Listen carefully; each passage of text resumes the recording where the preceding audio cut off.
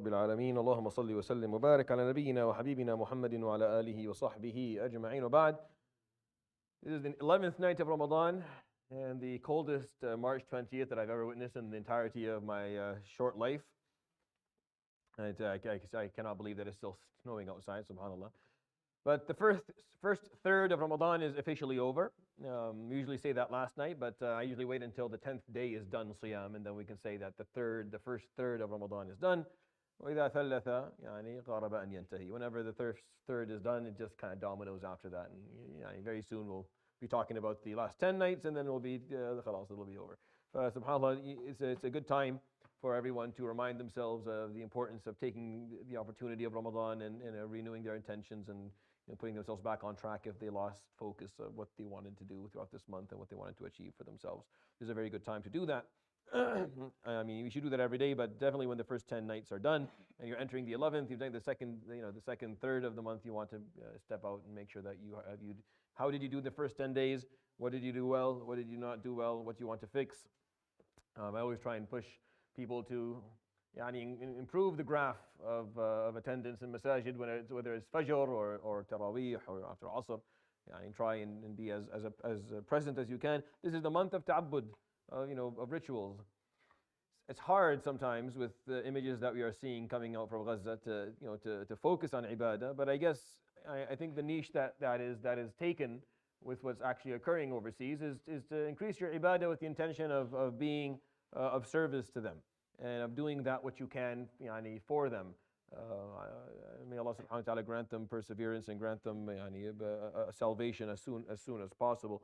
And really just making dua, just looking at yourself and saying that I need to be better, and being better starts now. And even though you and I may not be able to hold the hands that are pulling the triggers, but one day you may be able to, and it's important that we're prepared for when that one day will come.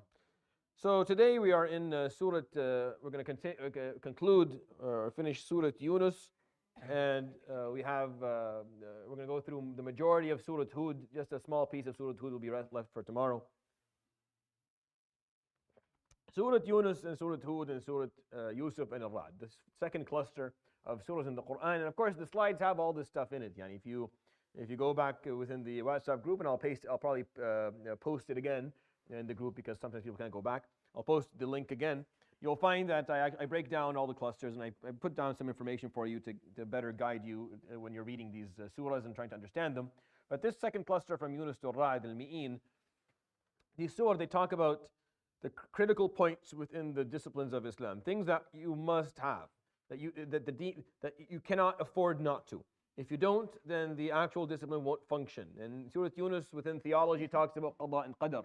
And this is a topic that is a must for every Muslim. That's why I tell everyone here that if you're not attend like an aqeedah course and attend, I have stuff online that you can attend where you can learn a little bit more about this concept. Because it's important to understand it, to understand all of the surrounding elements, because it's a cause for disbelief for some people. It's also a cause for people not to be able to practice Islam appropriately because they're either too passive, or they don't have proper tawakkul, or they don't understand what their role is, and they don't know how to deal with difficulty, they don't know how to deal with ease, they don't understand what's happening. So it's important, and that's what Surat Yunus talks about, and basically that's what it covers. And it does that in multiple ways, and it tells stories that attain to that. Surat Hud talks about the message, and I talked about that yesterday. Surat Hud talks about the message. That's the second concept. And within it, or that's the second topic. And within that, the concept that is critical, that you cannot afford not to understand, is reform. The message of Islam, if you somehow successfully reform from within it, it becomes toothless. It has no bite. It has no edge to it anymore. It doesn't do anything. It doesn't change people's behaviors. It does not influence people's attitudes or ways of thought. And that's what Islam is for. Islam is a system that once you bring upon an individual, or you bring upon a society or a community, it will enforce change. It will bring forward some form of change. And that change is based on the fact that Islam has within it the concept of reform. It brings reform. It identifies different types of corruption, and then it goes and it addresses those types of corruption. It changes them. If you remove that from Islam, Islam becomes, yani, it becomes a nice quiet sheep. You can put it wherever you want. It's tame and it's quiet. Doesn't do anything. If you want to keep Islam just within the walls of a masjid, or you just come in and that's where you pray and that's where you do your adhkar. When you're outside, Islam has no existence, not in the life of the individual, nor in the life of the community. Then what exactly is it good for? And that's what dictators around the world want Islam to be, right? And that's what governments around the world want Islam to be, including our own. They want that tame Islam that has no edge, that has no tooth, that has no bite, has nothing. It does not challenge the status quo in any form. It just sees, and if it's going to challenge the status quo, it's not through Islam, it's just through general basic social issues I mean, Chomsky in his books would often talk about a concept that I think is underrated and we don't discuss enough. That we live the illusion of freedom. We live the illusion of freedom. And the way that we live that illusion is that because what happened is that instead of saying that you don't get to think, which is what dictators across the globe do, that's why it's very honest and it's good old-fashioned dictatorship. It's nice and honest and right in your face.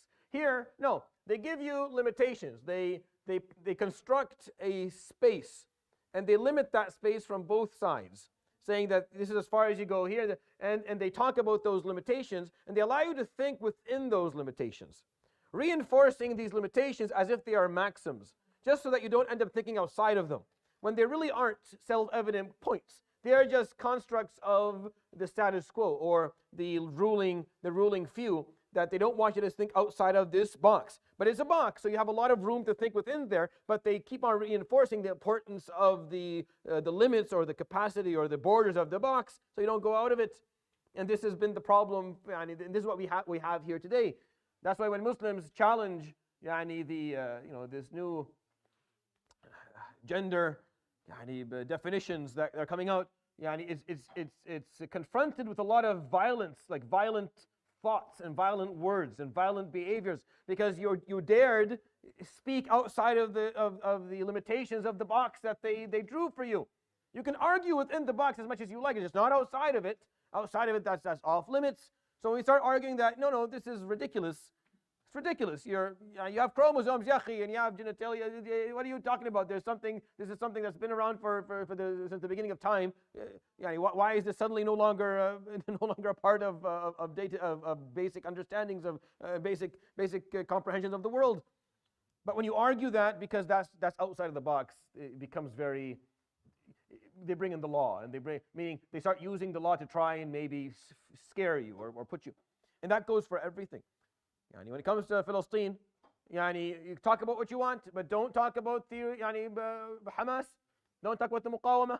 Don't talk about the what's the word for Muqawamah? Resistance. Sorry, my brain is not working today. And I'm not here to actually talk good or bad, because that's something that I made a decision for like maybe 20 years ago, living back in a place where I could say whatever I wanted regarding that topic specifically. But here, we don't have the right to point out that resistance is the right of a people who are oppressed. You say that you lose your status, you lose your job, you're put in jail. This is the constructs. This is intellectual tyranny. There's no difference than physical tyranny, really. Physical maybe hurts a little bit more, but intellectual tyranny in the long run ruins everything. Islam brings reform. Islam challenges status quos. Islam challenges maxims that societies accept and live by without questioning. And if you remove that from Islam, if you remove reform from Islam, there's nothing left. And I've done like maybe 3 series specifically on Surat Hud, just going through the stories of the prophets, because each prophet had a different challenge in terms of the corruption that they were facing. Musa alayhi salam's corruption, he was facing political, and Shu'aib was facing financial, and Lut was facing ethical, and Salih was facing entitlement and indifference, and Hud was facing arrogance and oppression, and Nuh alayhi salam was facing racism and nepotism. They were all facing something different, so their stories are a little bit different, but they all came and they challenged the status quo. Nuh didn't come and talk about the financial aspect of his deen. No, he came and talked about the thing that they were doing wrong, not about the things that they were doing right. Why would you come and talk about something that's already working and draw a blind eye towards the stuff that aren't? Islam comes and it looks at the, if Islam is practiced appropriately, it comes and takes a look at the landscape. And it points out where corruption exists and it goes after corruption. And it faces that status quo. And if you remove reform from it, it becomes toothless and doesn't do anything.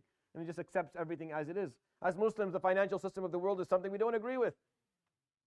We don't. It's completely wrong. They know it's wrong. They know it's corrupt. They know that it's actually designed not to work. It's designed to collapse eventually. It's designed to keep people who are rich very much more rich and people who don't have a lot to continue to carry a lot of risk. And it's like that to the core of it. To the core of it. It's going to stay like that for a long time. And because of that, the environment is failing. Because of that, people are becoming less and less less and less well educated, even though there are schools to go to, because it's not possible to actually learn if you don't have that piece of freedom in your life. And that's what Surah Hud talks about. So it's a really important surah. It's one of the ones that we have to take time and understand the message behind it, because we need it. As Muslims in the West, for sure we need it, because it's really easy to get all comfy and cozy with the status quo that we're living in, especially when it's offering you more than what you ever could have imagined to have living elsewhere across the globe.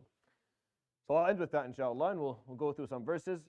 I'm looking. The number of votes are very, very small. I'm just gonna do my own thing. All right, it's only like 9 people altogether, so I'll just do my thing. So let's do ayah number 58 of Surat Yunus. Let's do 58. Yeah. أعوذ بالله من الشيطان الرجيم بسم الله الرحمن الرحيم قل بفضل الله وبرحمته فبذلك فليفرحوا هو خير مما يجمعون. So this is a very beautiful verse in Surah Yunus. قل, he says, say, Ya Muhammad sallallahu alayhi wa sallam, بفضل الله وبرحمته فَبِذَلِكَ فَلْيَفْرَحُوا. Say, with the bounty of Allah subhanahu wa ta'ala, due to the bounty of Allah subhanahu wa ta'ala, and due to His compassion and mercy, meaning the consequences or the results or the showings of His compassion and mercy, فَبِذَلِكَ فَلْيَفْرَحُوا. May they be happy and satisfied with that. And this ayah teaches us something really important. That Allah subhanahu wa ta'ala in the Quran is never telling you to live a life that lacks joy, or lacks happiness, or lacks your ability to find satisfaction and fun with what you have. But it's how you do it that matters. It's how you see what you have and how you view it. So instead of viewing what you have as an accomplishment or achievement or something that is yours, you see it as something that is coming from Allah subhanahu wa ta'ala. So you see it as fadlillah. You see it as rahmatillah. It makes a big difference between I did this, or this was given to me by Allah subhanahu wa ta'ala. That, even though it's still yours in both situations and you're holding on to it, but that attitude is extremely different, and it makes the world of difference in terms of how you deal with it later on, and how Allah subhanahu wa ta'ala holds you accountable later on as well. So here you're being told, be happy and enjoy and celebrate, but celebrate His bounty, celebrate His mercy. You see it as coming from Him subhanahu wa ta'ala. See it as a blessing coming from Him subhanahu wa ta'ala. Because when you do that, then you actually use it in a way that pleases Him subhanahu wa ta'ala. If you continue to connect that which you have to the source, if you connect it to Allah subhanahu wa ta'ala, then what that means, you will continue to use it and utilize it in a way that pleases Him. If you see it as your own, you feel that you just do whatever you want with it because it's yours. It's not really yours. It's His, but He gave it to you. So use it the way He wants it to be used. See, that's a whole different mentality. Like, that changes things a lot. Is it mine or is it yours? And you just gave it to me. No, it's yours, and I'm just holding on. You're holding on to it for me. Okay, that means I should definitely, if I'm going to use it, have to use it in a way that pleases you, or because it's not really mine. قُلْ بِفَضْلِ اللَّهِ وَبِرَحْمَتِهِ فَبِذَلِكَ فَلْيَفْرَحُوا. It's through these things that you should find joy and find happiness. هُوَ خَيْرٌ مِمَّا يَجْمَعُونَ. It's better from whatever they are gathering and feeling that is their own. Whatever Allah, the fadl of Allah, the rahmah of Allah that He gives you subhanahu wa ta'ala, you see as coming from Him, that is better than whatever it is that you gather in this life and see as your own, and see as your own effort. So it's just an ayah that teaches us a little bit of the mentality and the perspective, the attitude that you have to have when you see and you look at your life and look what you have. Okay, let's do ayah 87. وأوحينا إلى موسى وأخيه أن تبوأ لقومكما بمصر بيوتا وجعلوا بيوتكم قبلة وأقيموا الصلاة وبشر المؤمنين. So وأوحينا إلى موسى وأخيه أن تبوأ لقومكما بمصر بيوتا. And we revealed to Musa and his brother that make specific houses for your tribe, for your qawm, for your people. Places for worship, like houses where they would go and they would worship together. تبوأ لقومكما بمصر بيوتا وجعلوا بيوتكم قبلة, and make your house, the house of the qibla, the direction. وأقيموا الصلاة, and establish your prayer. In the midst of their oppression, Musa and Harun alayhim as-salam, in the midst of their oppression, we're told to do this for Banu Israel. This is before they walk through the Red Sea, and before they get rid of Fir'aun. This is during the years where Fir'aun continued to oppress and murder and enslave and imprison Banu Israel. Musa alayhi salam and his brother were told, you have to have establishment of salah. So here's what you're going to do. You're going to specify houses for them and make your houses the qibla, and then that's how you're going to pray. Because you need certain things for a Muslim community, which is what Musa and Harun alayhi salam preached. Obviously, Islam is not the Prophet alayhi salatu wasalam's specific deen. It is, there's a deen and there's diyana. Deen is the theology and the values and the basic fundamentals, and the diyana are the jurisprudent points, like the halals and the harams and stuff like that. And that will differ from one prophet to the other. These laws will differ. But the deen will say the same. And the deen عند الله الإسلام, always has been. From Adam alayhi salam to Muhammad sallallahu alayhi wa sallam, no difference. La ilaha illallah, and then iqam as-salah, ita az-zakah, the same concepts exist. Maybe the details of how much and how many times and how many rak'ahs and the exact form, that changes. That's the diyana, that's the jurisprudence piece. But the concepts are the same, always been. So Musa alayhi salam is told, in the midst of being oppressed, in the midst of persecution, you need to establish salah, because that is how you establish a community. Without establishing salah jama'ah, you cannot have a community. A Muslim community does not exist. So he specified for his people, houses, where they would go and pray, and they would all direct themselves towards the house of Musa and Harun alayhi salam. This is one understanding of these verses. There are other understandings of these verses that I'm aware of, but I'm telling you the one that I think makes the most sense. وَجَعَلُوا بُيُوتَكُمْ قِبْلَةً. You always need direction. Without qibla, there's no direction. We stand here, and you put your hands up like this in salah, right?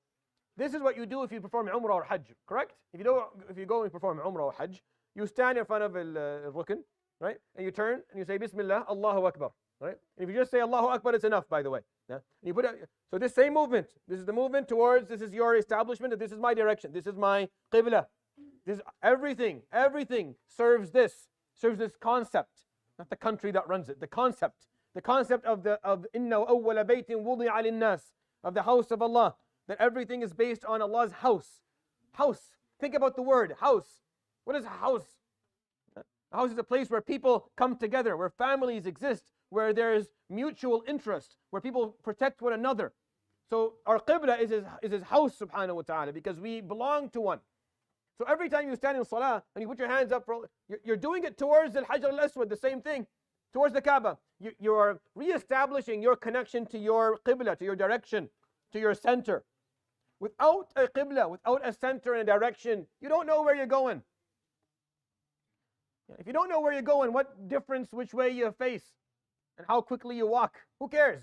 If you get in your car and you're driving and there's no destination, what difference does it make whether you take right or left or drive 60 or 50? You're not going anywhere, so just who cares? Only if you know where you're going does the mapping things out become important. No, take this right, not that right. You'll end up stuck in traffic here, and then there's less lights if you go this way, because you know where you're going. But if you don't have a direction, walk in any direction, walk however you want. Who cares? You're not going anywhere. You have to have a qibla. We have a qibla as Muslims. Our qibla is al-Bayt al-Haram. It unites all of us. It reminds us what we're about. You can't be Muslim and not be a part of a nation because you stand to, or else when you pray in any direction you want. Yeah, but you can't. Your prayer is not valid. You have to istaqbil al-qibla to the best of your ability. And even if you don't get it 100%, doesn't matter, as long as you are looking for the qibla, even if you got it wrong. Because the concept is that you know where your direction is. You know where your center is. You know what your efforts serve. They serve the betterment of His house, subhanahu wa ta'ala. His house, which is this family that we have, for better or for worse. So Musa was told in the midst of the persecution, تَبَوَّأَ لِقَوْمِكُمَا بِمِصْرَ بُيُوتًا وَاجْعَلُوا بُيُوتَكُمْ قِبْلَةً وَأَقِيمُوا الصَّلَاةَ وَبَشِّرِ الْمُؤْمِنِينَ. And when you do that, give the believers good news of khair to come. Because once you establish that united or collective direction, and people start establishing prayer in jama'ah together, instead of each one doing it on their own, separate, they do it together. We do this together because we're one. That's why we do it together. Because we're one family, we're one group, we're one ummah. We haven't been for a while, but that's why we do it. And we haven't been a very good one for a while, but that's why. This is the reason. That we feel for one another. Your pain is mine, and my pain is yours. And wherever we come from, we share the direction. We share the qibla. Think about that. Just imagine if you zoom out, people all around the world are praying, and they're all facing towards the same spot. Wherever you put them, continue to face the same spot. They know exactly where it is. Where's Mecca? They're facing it because that's the qibla. That unites efforts, it unites energies, because we know where we're going. Musa alayhi salam was told with his people during persecution, unite. Make your house qibla. Make your da'wah, what you were teaching the qibla. The Masjid al-Aqsa wasn't there yet, or at least was not apparent to them yet. They didn't know where the Kaaba had fallen down during those years. It was not established again. It was not clear to them. So they made the house of Musa alayhi salam qibla. So they had direction. And this had to happen during times of persecution, during times of difficulty. Not when they became strong. No. When they were weak, they had to establish their salah and establish their direction and establish that jama'ah and that unity. All right. Let's do 100. Surat Yunus 100. You're like Jeopardy. وما كان لنفس أن تؤمن إلا بإذن الله ويجعل الله الرجس على الذين لا يعقلون. ويجعل الرجس, right? Yeah. وما كان لنفس أن تؤمن إلا بإذن الله. At the end of Surat Yunus that talks about Qada and Qadar, we have this nugget, this gem, that no soul has the ability to accept Iman, to internalize Allah, the belief in Allah subhanahu wa ta'ala, except through the permission of Allah subhanahu wa ta'ala. Again, changing the way we look at it. Changing the way we look at it. The verse that I talked about before this one, قُلْ بِفَضْلِ اللَّهِ وَبِرَحْمَتِهِ, is seeing everything that you have, everything that you possess as bounty from Allah, as a gift from Allah subhanahu wa ta'ala. So you're allowed to enjoy it and celebrate it. But that means that you'll use it the way He wants to be used, because you see it as coming from Him. It makes it much easier. So you're not told that don't enjoy dunya. No, enjoy dunya. But enjoy it as a bounty from God and then use it that way. If you can't do that, then don't enjoy it. That's where I am. I just don't enjoy it because I find that hard. But if you can do it right, then yeah, you enjoy dunya. Enjoy dunya. Because you see it as something coming from Him. So it's more beautiful because it's coming from Allah. But then you have to use it the way He wants. So here, this ayah, the same thing. وَمَا كَانَ لِنَفْسٍ أَن تُؤْمِنَ إِلَّا بِإِذْنِ اللَّهِ. And no nafs has the ability to accept Iman into itself except through the permission of Allah subhanahu wa ta'ala. Which makes Iman a gift as well. Which makes your ability to achieve and obtain Iman a gift. And that's how you have to see it. And that's how you should always see it. It's something that He gave you. So He bestowed it upon you. You didn't do this yourself. You may have taken steps in that direction. You may have taken some steps in that direction, and Allah will reward you for it. But obtaining Iman, no, that was Allah. إِنَّكَ لَا تَهْدِي مَنْ أَحْبَبْتَ وَلَكِنَّ اللَّهَ يَهْدِي مَنْ يَشَاءُ. And this ayah, وَمَا كَانَ لِنَفْسٍ أَن تُؤْمِنَ إِلَّا بِإِذْنِ اللَّهِ, the ayah before it, وَلَوْ شَاءَ رَبُّكَ لَآمَنَ مَنْ فِي الْأَرْضِ كُلُّهُمْ جَمِيعًا. And if your Lord wanted, every living soul on earth would have accepted Iman. أَفَأَنْتَ تُكْرِهُ النَّاسَ حَتَّى يَكُونُوا مُؤْمِنِينَ. What, you're going to go and coerce people to accept Iman? You can't coerce people to do this. وَمَا كَانَ لِنَفْسٍ أَن تُؤْمِنَ إِلَّا بِإِذْنِ اللَّهِ. Because no soul has the permission of Iman except if Allah subhanahu wa ta'ala offers it to them. So the fact that you sit here today is because Allah subhanahu wa ta'ala granted you permission. Allah subhanahu wa ta'ala granted you this gem. It's a blessing that is beyond any other blessing. That you have iman. That you know Allah subhanahu wa ta'ala. That la ilaha illallah is not a foreign concept to you. You don't have to climb mountains and walk through jungles, and swim against the current just to accept or understand la ilaha illallah. It's a part of your upbringing. You were granted iman for free. But you have to see it that way. وَيَجْعَلُ الرِّجْسَ عَلَى الَّذِينَ لَا يَعْقِلُونَ. And he puts the punishment upon those who don't understand. So whether he means by this those who don't end up achieving iman, or whether he means by this those who don't understand the value of iman, I don't know. I don't know what he means by this, subhanahu wa ta'ala. I think it's the second one. I think he's pointing out that punishment is upon those who don't understand that what they have is a blessing. Imagine walking around feeling like iman is an accomplishment of some sort, worthy of feeling vain and feeling arrogant with her. A'udhu billah. We are extremely fortunate that we have la ilaha illallah. This is a blessing we will never, ever be able to show enough gratitude for till the day we die and beyond. You could never be thankful enough for the fact that He granted you this. And because you see it like that, you can enjoy it. بِفَضْلِ اللَّهِ وَبِرَحْمَتِهِ فَبِذَلِكَ فَلْيَفْرَحُوا. You can be happy that but you see it as a gift from Allah. And that means you will use it in a way that pleases Allah subhanahu wa ta'ala. By spreading and by teaching and by educating, by being humble. All right, let's go to Ayah. We're doing good time today. 27 of Hud. You may get through till the end.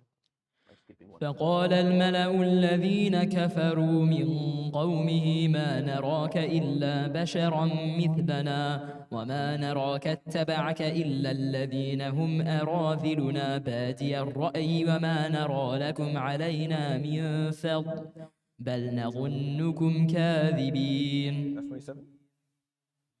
Okay. Just making sure that I know. So this is Surah Hud is within the story of Nuh alayhi salam. And they tell him, مَا نَرَاكَ إِلَّا بَشَرًا مِثْلَنَا. This is the first problem that they had. The second one, وَمَا نَرَاكَ اتَّبَعَكَ إِلَّا الَّذِينَ هُمْ أَرَاذِلُنَا بَادِيَ الرَّأْيِ. Third one, وَمَا نَرَى لَكُمْ عَلَيْنَا مِنْ فَضْلٍ. And then the final one, بَلْ نَظُنُّكُمْ كَاذِبِينَ. So they pointed out 4 problems that they didn't like about the da'wah. The first one is that you're just a human being like us. مَا نَرَاكَ إِلَّا بَشَرًا مِثْلَنَا. You're just a person. And I talked about this a couple of nights ago. وَلَوْ جَعَلْنَاهُ مَلَكًا لَجَعَلْنَاهُ رَجُلًا وَلَلَبَسْنَا عَلَيْهِمْ مَا يَلْبِسُونَ. The whole point is that it's going to be a human being who brings this to you. It's going to come from someone who is like you. There is no purpose of this whole story if he sends, subhanahu wa ta'ala, an alien or some other creature that we don't understand. It's not, and even if he did, subhanahu wa ta'ala, he would make sure it looked and sounded like a human being so he wouldn't know. Because the point is that we see this person as someone like us. Or else, how do you follow? How do you take? How is there tiba' or ta'a? Like if the one who's bringing the message is not a human being, how do you emulate their lifestyle? Right? Which is the biggest challenge you have when they talk about Isa alayhi salam and say, Isa alayhi salam, be like Jesus. What do you mean, like the Son of God? You mean? I can't do that. What do you mean, be like him? Oh, be like he behaves. Well, there has to be similarities. Alayhi salatu wasalam is human. خُلِقَ مِن تُرَابٍ كَمَا خَلَقَ اللَّهُ آدَمَ alayhi salam. As he created Adam, he created Isa alayhi salam. So when we emulate Isa, we have to emulate him as a human being because we're human. If you give me some other creature and tell me to emulate how, there's nothing, there's too much that's not in common. How do I follow? So it has to be a human being, or else there's no point of this whole story. If the Prophet alayhi salatu was not human, was not flesh and blood like all of us, sallallahu alayhi wa sallam, then how would we sit here and learn from him? And tell his stories and hold ourselves to the standard that he held himself to, alayhi salatu wasalam, would be useless because he's just so different. But he's not, sallallahu alayhi wasallam. He was just different with his choices and with his intentions and how he decided to live his life. So that's the first problem. مَا نَرَاكَ إِلَّا بَشَرًا مِثْلَنَا. Now the problem that I brought this ayah for is the second one. وَمَا نَرَاكَ اتَّبَعَكَ إِلَّا الَّذِينَ هُمْ أَرَاذِلُنَا بَادِيَ الرَّأْيِ. And we only see that the people who followed you are the worst of us. Badi al-Ra'i, from the first glance. Just look at who you've surrounded yourself with. It's the people who were once thieves and those who were slaves or poor. I don't know why would I care for what is you have to offer me when I see that you've only surrounded yourselves by people who are once thugs and people who are from the lower class of society. So there's two issues here that I think is worth covering or thinking about. Number one, that arrogance is horrible. For them to say that is just very evil in every form and manner. To look at people that way, to divide people into good and bad based on their own criteria, for them to divide community or society into upper class and lower class and refuse to want to spend any time with the lower class, which is what they did. This is what they did for Nuh alayhi salam. They had told him, we're not going to spend time with you if these are the people around you. قالوا أنؤمن لك واتبعك الأرذلون قال وما علمي بما كانوا يعملون إن حسابهم إلا على ربي لو تشعرون. You want us to believe in you and these are your followers. So their mistake is you don't judge a theology or judge a deen or judge a thought based on the people who claim to follow it. You're not allowed to do that. If you don't like if there's a deen or there's a way of thought that you don't agree with, don't make the basis of your argument against it the behaviors of some people who claim to be a part of it. But rather, actually look at the meat of it. I mean, read what the philosophy is, and then disagree with the points. Don't disagree with behaviors of people who say that they're a part of it, right? So that's their problem. And second, don't judge people. They went in, they judged these people and said they're lower, they're lesser, they have pasts. So they judge them. Okay? So, and that's not acceptable. Don't ever do that in your life. Don't go walk into a group and say just bad people and then walk out. You don't know who they are and what they're about and what their lives are like. The second piece, let's turn the tables around a bit. If the people who are sitting beside a prophet or beside or those who are sitting under the umbrella of Islam are like that, then it's normal for people not to want to join. This is just to turn the tables around as a gem for us to learn regarding how we're supposed to be. If we, the ones who are sitting under the umbrella of La ilaha illallah, if people look at us and say, I don't want to be a part of that group, look at them, then we have to look long and hard at ourselves again. Because if we are repulsive to those who are trying to find the truth, then we have to quickly turn things around for ourselves, because you are misrepresenting something beautiful, and you will be held accountable for misrepresenting something beautiful. And that's the piece that we all have to take some time and think about. Yes, they are wrong. I pointed out at the beginning, they are wrong to judge. They are wrong to hold a faith accountable based on the behaviors of people. They're not allowed to look at, to divide society into upper and lower. That's all wrong. That racism and that supremacism is all unacceptable. But then, maybe look at it from the other side. If you're sitting under the umbrella and you are not achieving anything, and you are not successful, and your ethics are not great, and your behaviors don't reflect this faith, well, maybe take a look at that and fix it. Fix it, ya akhi, because people are watching. Because those who want in aren't coming in because of what they see on the inside. It looks messy on the inside. Doesn't look well put together. The house does not seem clean. It's not well. So they want the haqq. They feel there's goodness here. I feel it all the time. When people just ask simple questions about the practices, the normal practices of our lives, our families, when we fast, when we pray, just simple stuff. They have no understanding of Islam at all. But just simple questions. They feel this is really cool. But then they look at other aspects of our community. They're like, well, I don't know. If it was that great, it probably would have worked for them and they would have been better. If it was that great, it would have worked for the people who are following it and they would have been better. If this is the best they can do with the faith, then how good could the faith be? If this is the best they can do with it, if this is the best the community can achieve with the faith that they have, how great can the faith be? Is that not a reasonable argument? I don't know if it's a reasonable argument. I don't know. Maybe it is, maybe it isn't. I know that I would have made it. May Allah forgive all of us, yeah. I would have made it if I was on the other side. I probably would have looked at it, yeah, well, if this is the best you can offer, I mean, why try to throw Islam on me? You've had it for a long time. You don't seem to be doing too well with it. Why should I take it? If it was going to work, it would work for you. Let me see. Show me results. So when they said, وَمَا نَرَاكَ اتَّبَعَكَ إِلَّا الَّذِينَ هُمْ أَرَاذِلُنَا بَادِيَ الرَّأْيِ, they were wrong. But there's something there for us to think about. Something for us to contemplate. Maybe we need to be a little bit better here. Maybe you have to understand that da'wah happens through behaviors and actions way louder and way more powerfully than it does through words. I know, and I don't say this like as a way for people to say, oh no, Sheikh, you're doing well. What we do here is not that effective. It's not that effective. This is not me beating my... No, it isn't. It is not that effective. It doesn't do that much. You sit here and you talk, whether you're a great public speaker, a mediocre public speaker, a not very good, it doesn't make that much of a difference. You help those who are already on their way to be helped. They're coming in, they're looking for something, you're just kind of bridging it. What really makes a difference in the world is behaviors, it's actions, it's achievements, it's success. That's what makes the difference. That is what makes the difference, always has been. That's why the Prophet ﷺ went to Sanadid Quraysh. He went to the leaders.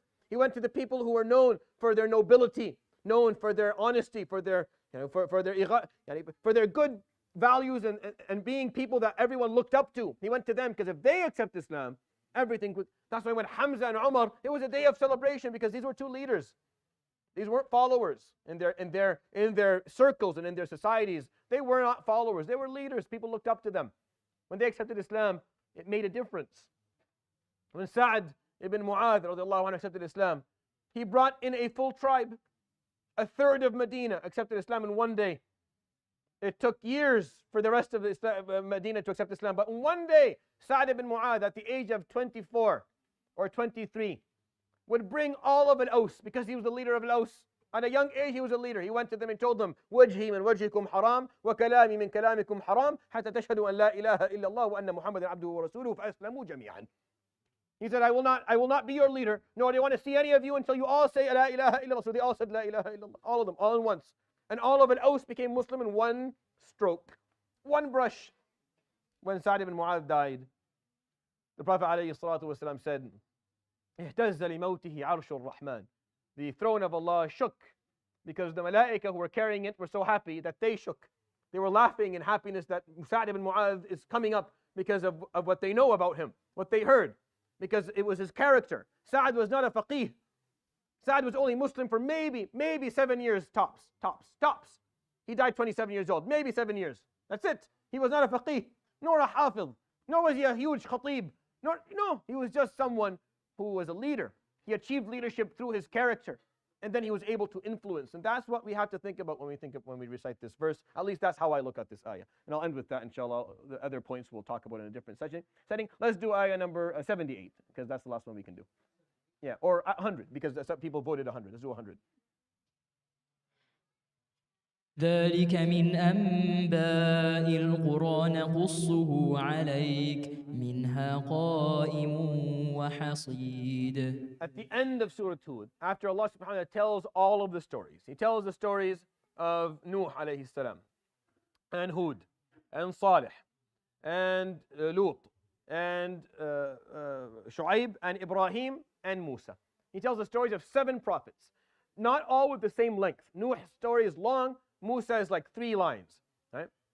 But all 7 were talked about here because they all had different challenges within their groups, and Surah Hud talks about reform, which is the critical piece of this message of Islam, and it pointed out what the challenges were. At the end of all these stories, he says, ذَلِكَ مِنْ أَنْبَاءِ الْقُرَى. This has been amongst the stories of all the cities that came before you. نَقُصُّهُ عَلَيْكَ. We tell these stories to you. مِنْهَا قَائِمٌ وَحَصِيدٌ. Some of these cities still exist. You can go and see them. They were pardoned. They made it. وَحَصِيدٌ. And some of them were completely destroyed to the point where it looked like they've been harvested. Like there's nothing left of them. وَمَا ظَلَمْنَاهُمْ. And we did not oppress them. وَلَكِنْ ظَلَمُوا أَنفُسَهُم. But they oppressed themselves. فَمَا أَغْنَتْ عَنْهُمْ آلِهَتُهُمُ الَّتِي يَدْعُونَ مِن دُونِ اللَّهِ مِن شَيْءٍ لَمَّا جَاءَ أَمْرُ رَبِّكَ. And what did their false idols and their false beliefs and the corruption and the wealth that they had help them when the word of your Lord came to them? وَمَا زَادُوهُمْ غَيْرَ تَتْبِيبٍ. And all it did was just made their situation and their ending worse than it needed to be. وَكَذَلِكَ أَخْذُ رَبِّكَ إِذَا أَخَذَ الْقُرَى وَهِيَ ظَالِمَةٌ. And that is how your Lord takes in punishment the cities or the groups or the nations when they are oppressive, when they are oppressors. إِنَّ أَخْذَهُ أَلِيمٌ شَدِيدٌ. His punishment is painful and is severe. When people decide to live through persecution and oppression and mistreatment and injustice, their end is painful. The end is hard. Even those who hated them, when they see their end, will feel bad for them. Because it's so painful and so severe. This has been the story of life on this planet, ya jama'ah, from the beginning. Wallahi, the Quran tells you the story, but all you need to do really is just read a little bit of history and see how every oppressive regime, every zalim, how what he built ended, and what it turned into at the end. And you'll know that the end of oppression, persecution, and corruption is always demise. It's always demise. I'll end with that, inshallah. Subhanahu wa ta'ala. La ilaha illa anta astaghfiruka wa atubu ilayk. Wa sallallahu wa sallam wa barak ala nabiyyina Muhammad wa alihi wa sahbihi. Jazakumullahu khair.